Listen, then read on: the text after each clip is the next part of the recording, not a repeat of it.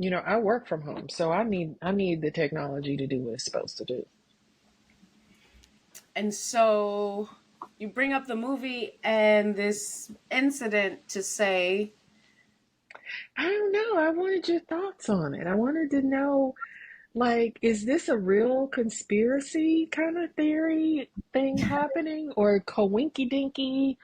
I It don't just believe in coincidences. I think that things are hidden in plain sight. I think, like, do you remember the movie I Robot? yeah, yeah. Or not I Robot. That's what about AI, but Enemy of the State. They both have Will Smith in it. Yeah, Enemy of the State. They're very similar. I don't know They- if I remember the plot of Enemy of the State as much as I remember. Because what I remember about iRobot is the robot winking at him, like the robot almost kind of becomes humanish right? in Like the it. ability to process, like it So I. figures out how to process. Mm-hmm.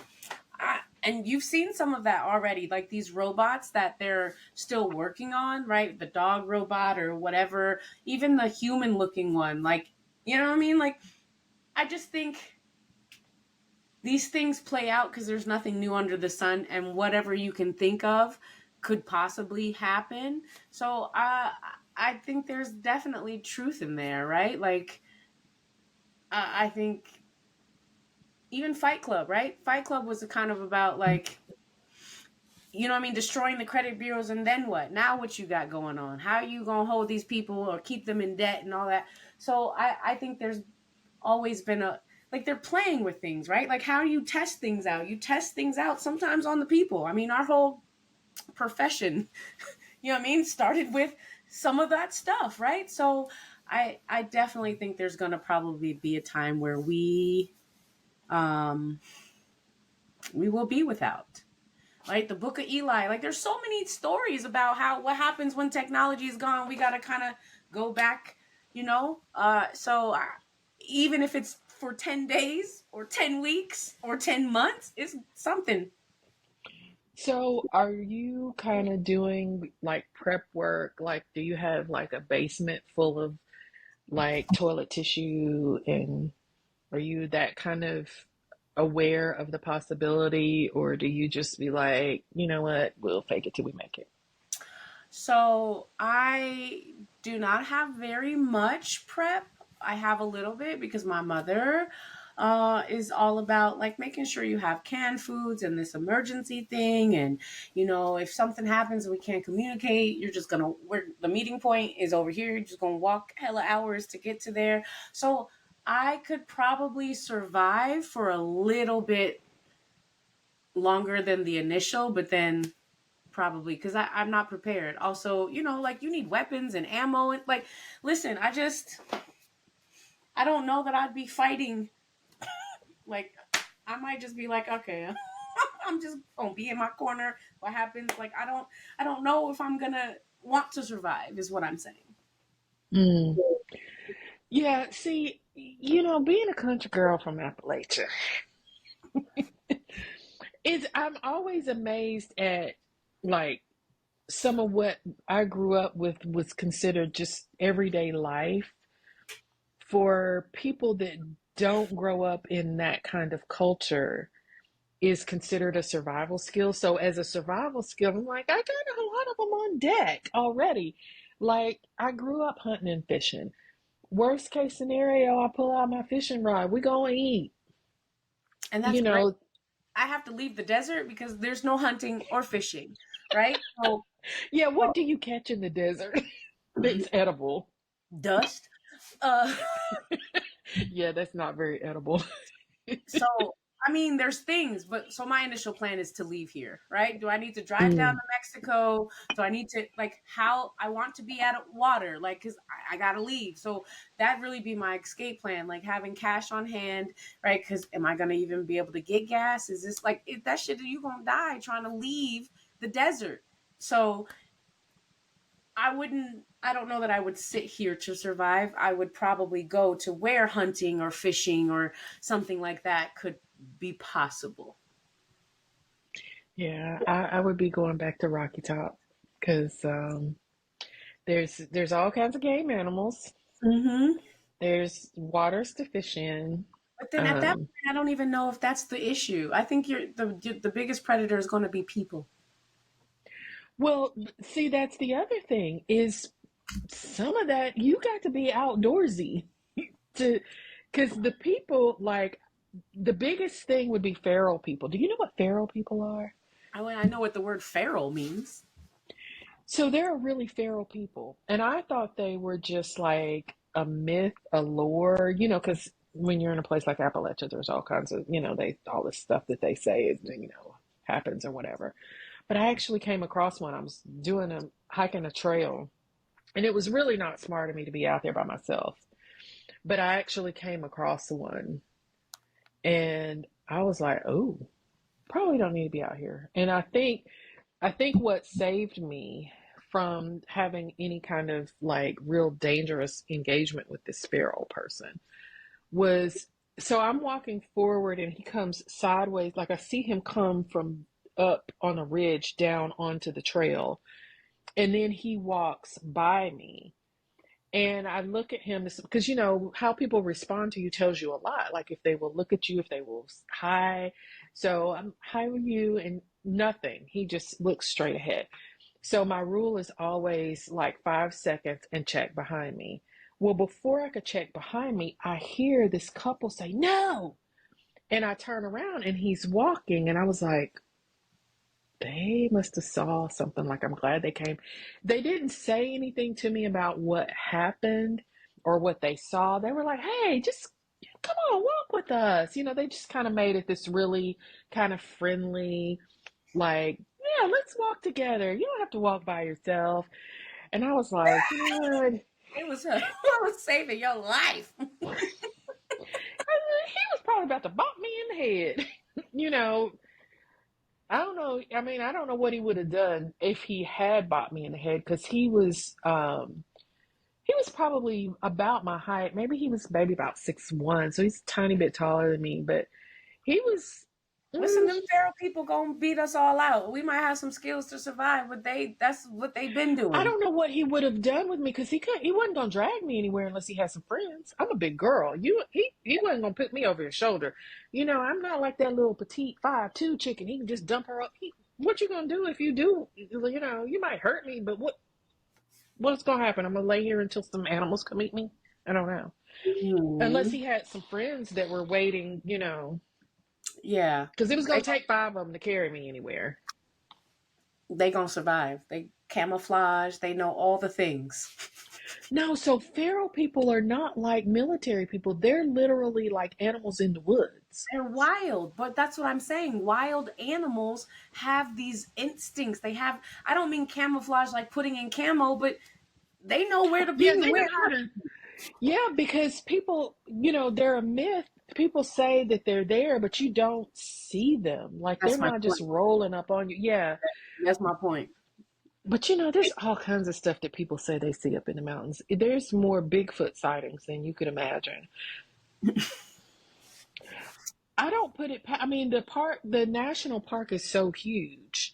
There could be a whole lot of stuff living in there that we would never know. Never ever know. So I don't know. As far as prepping, though, when the pandemic first started, I went into that prepper mode, and I was gonna, like you said, the canned foods, all that jazz. I gave up because my son took it as a challenge. And so, like, as fast as I could bring, like, I'm bringing stuff, and we are gonna have canned food for like 5 years. Man, he acted like the fair is a smorgasbord, smorgasbord, smorgasbord. And so I was like, you know what? If we make it, we make it. If we don't, we don't. Like, That's what I'm gonna say. Like people become liabilities. Like your ass don't. These damn Generation Z's. You ain't got no skills. Now we ain't got shit, and you don't want to walk. You don't want to work. Like what you gonna do, seriously. bro? That is a You real. as tribute. I'm sorry. I'm sacrificing you as tribute because you making it. I don't know if I'm gonna go that far, but I think it might happen organically. Because think about it. You're not gonna sacrifice your own child. What I'm saying is you ain't got no skills. you're gonna be left behind. You're You not know gonna what? The pandemic proved that because how do we have a whole stay at home so you don't get the thing, but they have to leave restaurants open because people can't cook? Like, you can't do your own, you don't know how to do nothing at the house? nothing. That's what I'm saying. Nothing. If it's not internet related, nothing.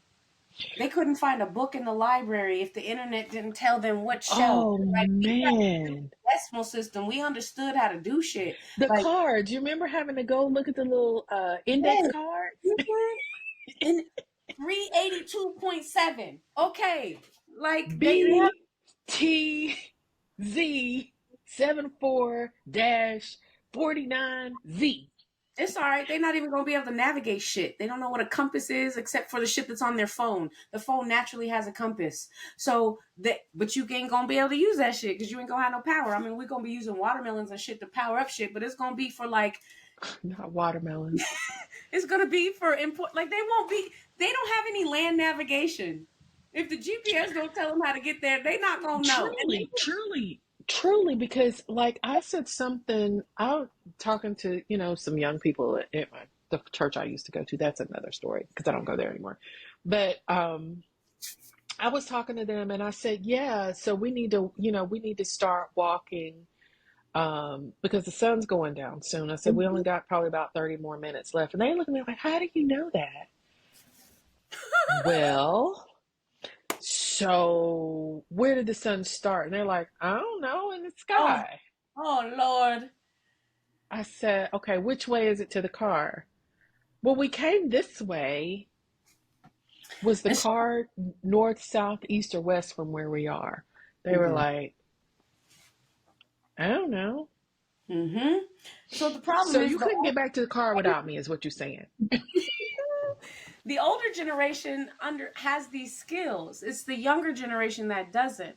So like in this kind of like life threatening kind of situation, like if you had to choose to save the old head or the young person, who do you save, right? The young person has life and vitality. They could perpetuate and populate. The old person going to eventually be a burden. But what happens when the older generation is the most knowledgeable?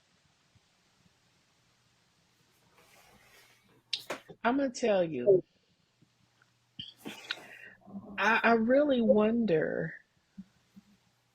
Do you know that because of the technology, the videos, and all this stuff, that they don't read? Like Oh, we read just for the joy of reading. I think Mark Twain has a quote that says, I'm not quoting him, but the premise of it is there's no advantage. Like if you know how to read and you don't, there's no advantage over the illiterate person. Mm. Something like Yeah, that. because you become equals at that point. Right. You don't read. You can, but you don't. You know what I mean? So, yes, they stopped doing cursive, which I think is horrible in school because, like, how are you going to read the Constitution or the Declaration of Independence? Like, now They you they aren't they don't going. read, so they don't read it. Right, but then when you do choose to read, you need someone to interpret it for you because you can't read it.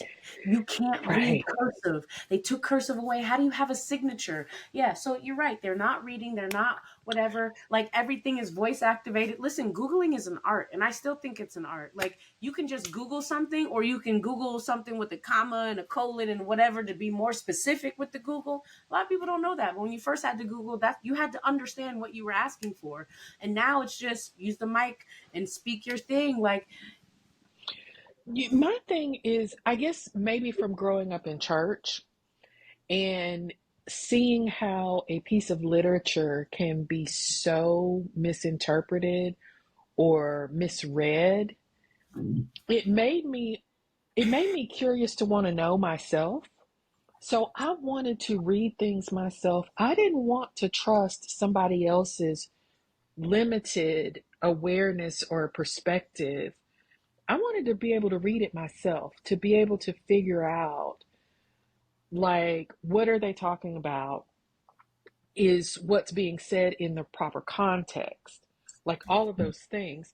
So if somebody else is reading something to you or interpreting it for you, you run the risk of that being from their perspective, which may not even align with your perspective or values. Right. So, two things. No, one thing first. Yeah. What's going to happen to the next generation? Like Generation Z's predecessors, right? Like if they don't like, is reading just gonna be optional? Like, you know what I mean? Are they gonna live like how? Like I don't know. Like it's we can notice like the skill sets dwindling, from things. Like I just wonder that like, what's that gonna look like? So it's going to be, it's a cycle. Human behavior always is a cycle. Empires are always a cycle. And so what will happen is there will be a return to knowledge and books and things. The question will become access. Mm-hmm. Will you have, I still buy physical hands-on books now, because I'm going to tell you what made me realize that that was important. And you can Google it. So there were people that had purchased on their devices The Lion King for their children. Disney pulled it back. Like literally, there were people that went to their devices one day and it was no longer there. And that for me, I was like, how can they do that if these people have purchased it? It's on their device. Well, Disney did that in kind of like they used to vault. Remember when it was coming out of the vault? Like I still got Cinderella and them on VHS somewhere. Like I don't care Ooh, if you pull them out Beauty of the and the vault. Beast on VHS worth like 10 grand. Yeah. And so that's why, because there's a risk anything that's cloud based can be controlled from another space. And Of I course. was like, let me start collecting the books that I want. And so I keep the books. Of course, libraries have books. Even now, there's this theory: is did the library at Alexandria ever exist? That some people say it was destroyed and some people said it never existed. I still got questions about the Emerald Tablet. I, the The Emerald who? Tablet, Oh, the the Emerald. Emerald. Am I talking Appalachian? Sorry, No. the Emerald Tablet, because the Appalachian in me. What? How do we not have pictures now? Nobody has a Bigfoot. Y'all saw Bigfoot, but nobody has a picture of Bigfoot. When you look up the Emerald Tablets, you find a lot of pictures of book covers. You see miniature models of it. I have not been able to find a picture online of what is the actual Emerald tablets. So prove it to me. Prove it to me. And I have not been able to find that they actually exist. And they're really popular right now. You've got all these people that are like saying, yeah, these theories and, all of these ideas from it. Where is it? Where's Mm. the actual Emerald tablet? So, the second thing I want to ask you, like, I want to talk to people about that. I was raised by a boomer. And so, when boomers raised us, they raised us with things that we do that aren't necessarily necessary anymore, but you can tell you've been raised by a boomer, right? For example, Mm. boomers needed to keep documentation because if you didn't have it, it didn't happen. So you couldn't trust the bank to reconcile their own records. You wasn't getting statements like that like we do now. So they kept everything, the check register, the this, the that. And so I know that I can just tell when some people talk, right, who are maybe in my generation, which is X or a millennial, when they talk about keeping papers and stuff, I'm like, a boomer taught you that, right? Because these days you there's all kind of electronic access, right? Or the fact that we can even save it electronically. When we're saving papers, like I just feel like that's boomer influence. And I don't think it's good or bad. I just think it's so interesting. Because But it's still needed, because there have been a couple of people recently who went to the paperless thing with their bank and then had issues right. with. So I'm not saying it's not needed, right? But you'll do this for 5 years for that one opportunity to be needed. Like, good thing I had that, right? Oh yeah.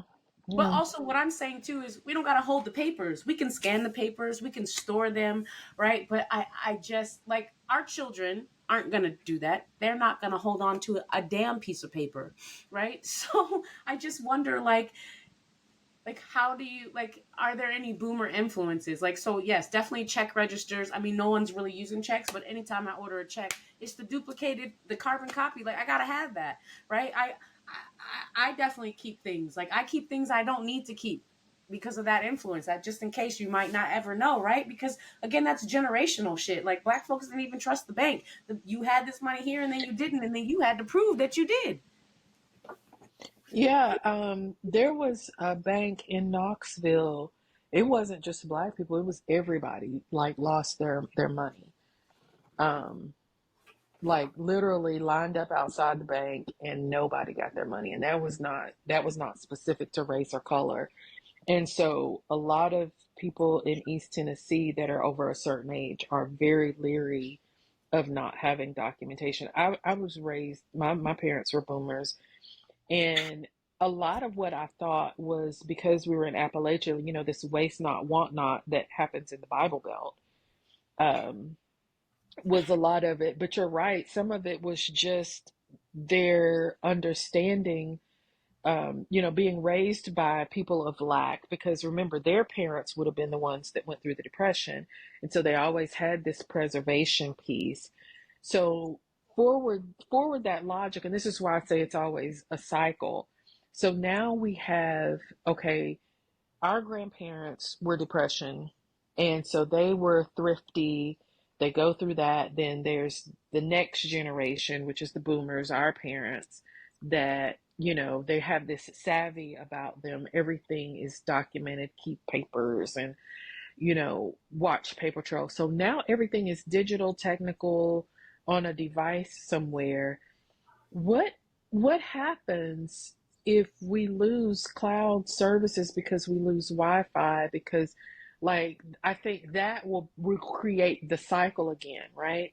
It'll create the cycle to go back to physical books. It'll create the cycle of going back to keeping paperwork, keeping documentation, hiding things in the house. Because I, when they started talking about EHR systems, and I remember thinking, how is that safer for everything to be in a cloud than for clinicians all over the place to have just their files in their file cabinet on their premises of their office?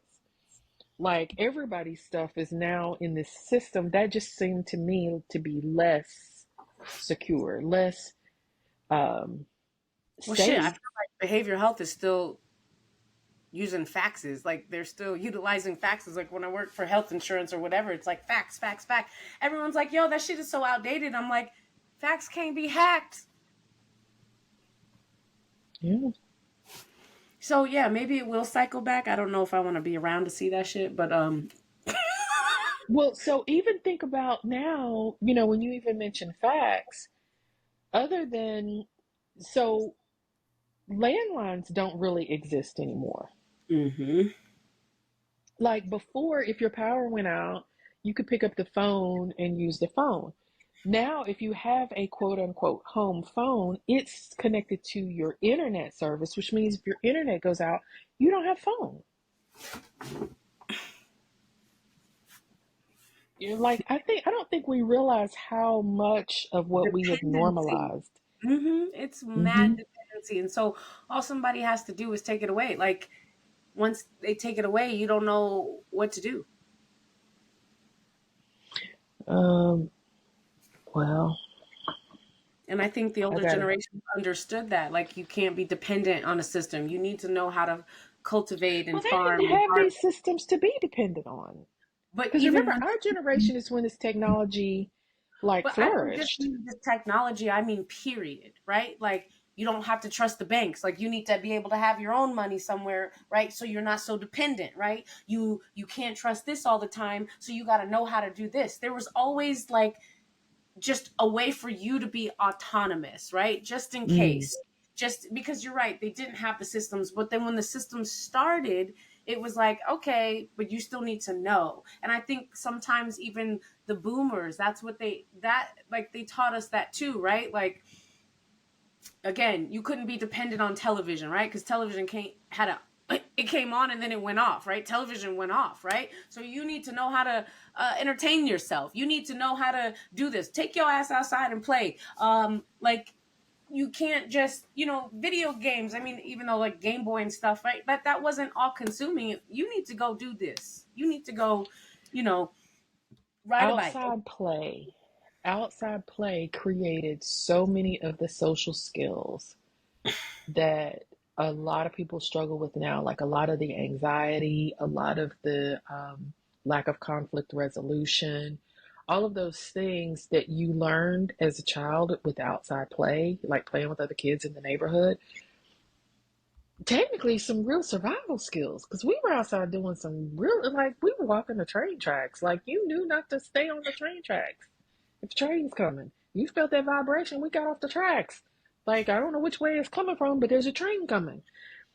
They don't go outside, they don't play, they don't have those conflict where we fought, we threw stuff at each other. Like, we had to learn how to deal with other people and different types of personalities in a way that the kids don't get that now. So um Z is probably going to at some point start the shift back. Whether that's driven by technology falling apart or not, I don't know. But I guess we'll see. We'll see if the eclipse does something. All these people say it's going to do something. I mean, they've said a lot of things will do something. I think it might on some energy level. Maybe it'll be apparent, maybe not, right? So, I know they're changing their minds about you should look at it. Why?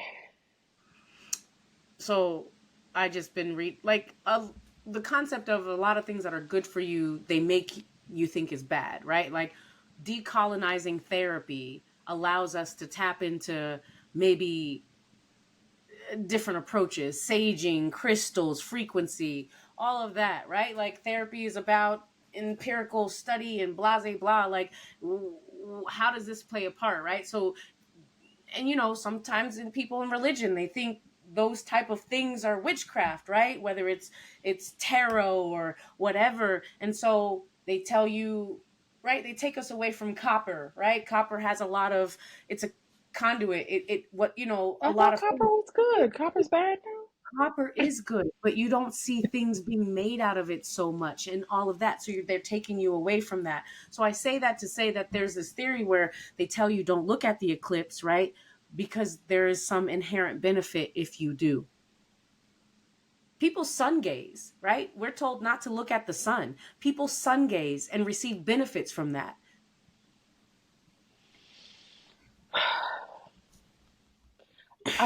What I do know is that everything about Earth needs the sun. Like the photosynthesis and like all of the things that happen that make this planet livable Mm-hmm. um, would not be without the sun. What the sun does, vegetation, the carbon dioxide, oxygen exchange, all of those things, they wouldn't happen without the sun. Mm-hmm. And so when you say that they say don't look at it, that does sound really interesting to me because what is their investment in whether we look at it or not? Well, it's damaging, right? Don't damage your eyes, don't whatever, but like it's the same thing with frequency, right? Like music used to be at a certain hertz, right? 435 or whatever. And then Columbia, not the university, I don't think it was a university. The record Maybe it was company? a record company, right?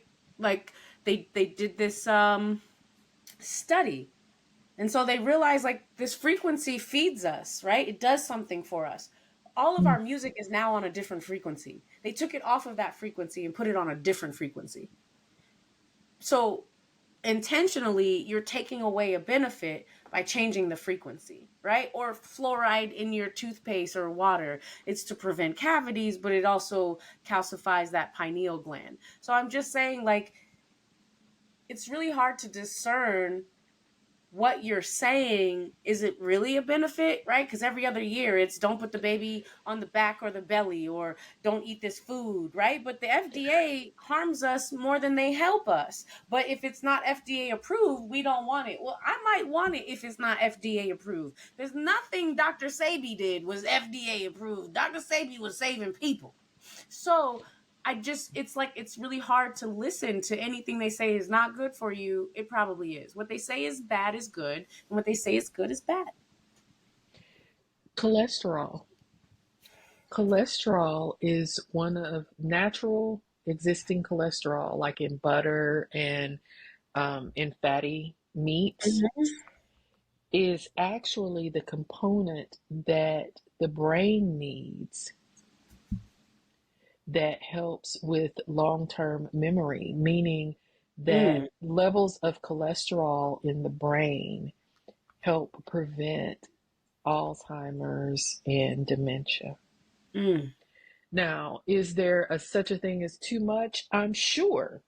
There's always, this not enough, too much. Everything is about how much do you really need, balance or whatever. But I mean, they always tell, oh, lower cholesterol, you've got all this cholesterol. Well, yeah, clogging your arteries is a bad thing, but the clogging arteries comes from the cholesterol that comes from substances used in the production of things that your body cannot process. It's kind of like the half story of the story. right, right. So So, yeah, but their are you food. going outside and look at the sun Oh, I absolutely am. I looked at the last eclipse. in 2017? No, there was an eclipse last year sometime. Oh, And I looked at that. Like, it does, like, I sun gaze from time to time. Like, the more you do it, the easier it is. It's hard, but I haven't been consistent. But listen, I think if they really cared about us, it's the food.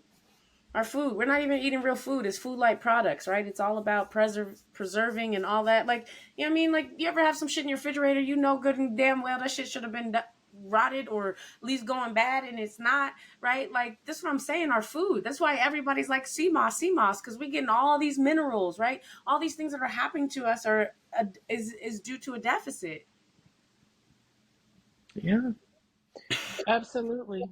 And I have you gotten to the point when you are looking at the sun or when you were doing it regularly where you could actually see like the actual sun and see the rays around it? Mm-hmm. I could see it better when I closed my eyes. Like, I'd look for a long time, and then I closed my eyes, and then I could see that. Yeah. It's really interesting. The nerdy part of me will be outside with my camera trying to see what can happen. They say that it'll mess up your camera too if you take pictures of it. So Yeah, whatevs. Whatevs. I don't think so. I doubt that. Because on one hand, I mean, the camera ain't that close. The camera's still here, it's zooming. So, I mean, well, I they don't, say the rays of it. Well, I mean, I'll be all out of there. We'll that see is what to stop happens. you. Yeah, to stop you from doing it. Like, I want to question everything they say Yeah, don't. what's the investment? What's the investment in whether I do it or not? Because there's so much about this thing of population control and the healthcare system and like, what's your angle? That's what I always think when I hear these things. What's your angle? So I think we had on our list of things to talk about at some point to talk about vicarious trauma. And we've kind of, in some ways, perused around it in a cultural way, and maybe to work our way towards talking about it, kind of giving a little bit more background into what it is, what it looks like. Um, because I think it's going to play out for us in a lot of the things that we're talking about, right? we have taken on some responses to trauma that wasn't ours, that were our grandparents and our Mhm. parents. And maybe they're good survival skills, but they may bring some other components of trauma with it. And we can talk about that in the future. I like it. All right, ma'am. Well, go enjoy your crab legs. Eat a Yeah. couple of extra legs for me. Mm. I'm, I don't know if I can eat a couple extra legs, but I'll take a couple extra bites for you. Them things is massive, and so I might be full. Like, oh Lord, I gotta eat a whole leg from Marva and the ancestors.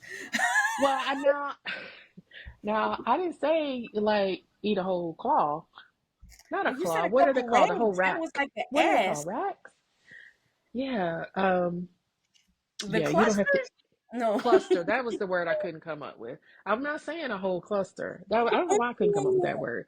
No, you don't have to eat a whole cluster, but just eat that little baby pinky one for me. Okay, I could do that. You do that for me. Okay. All right. All Take right. care. Well, enjoy your crab legs. I'll see you next time. All righty. Bye bye. Bye bye.